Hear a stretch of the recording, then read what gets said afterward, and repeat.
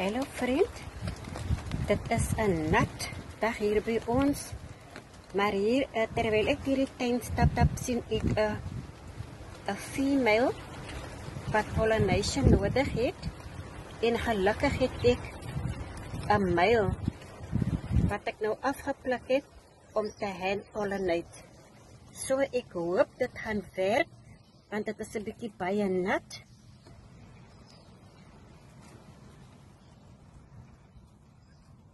Ik hoop dit gaan werk, want ik sukkel nou al voor die afgelopen weken met pampoen en skorsies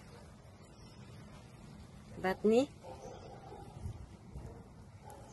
dat groei, maar als die plant niet gepollineerd wordt nie, die female met die male nie, dan gaan hulle uiteindelik droog en bruin en dit val af.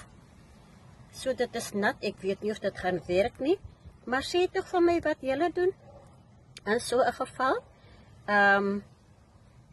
Ja, ek is nogal suksesvol met pampoene en skorsies en butternut squash nie, maar ek sal probeer en aanhou probeer.